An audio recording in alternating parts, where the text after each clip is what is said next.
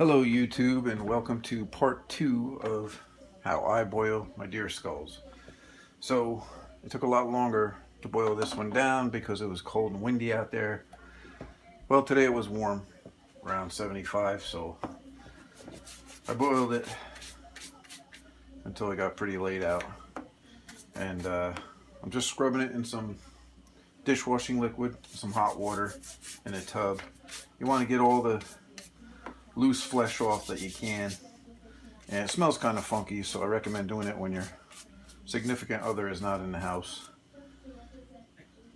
So just pick the little pieces off and use a scrub brush, a stiff brush, and a knife. I also will go at it with a spoon on the flats.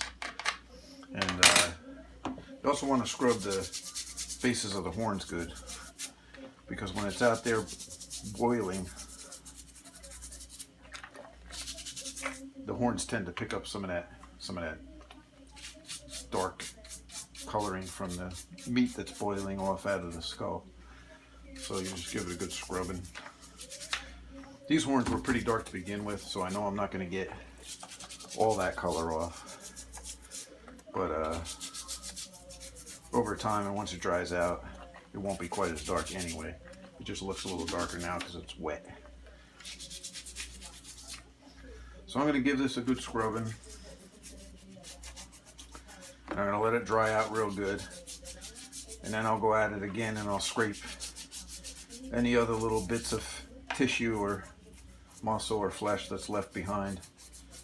And make sure that it's really free of any of that stuff. You don't want any of that hanging on your wall.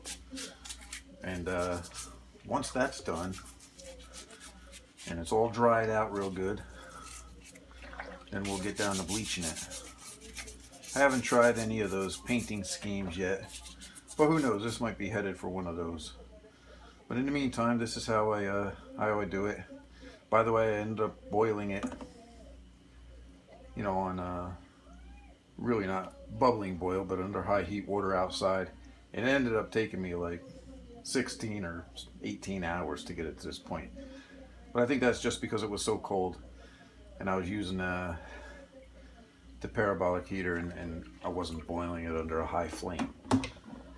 So that's it. You scrub it real good, you wash it down. That also helps with the smell, to get all that matter off of the bones. And we'll see you when it's time to bleach.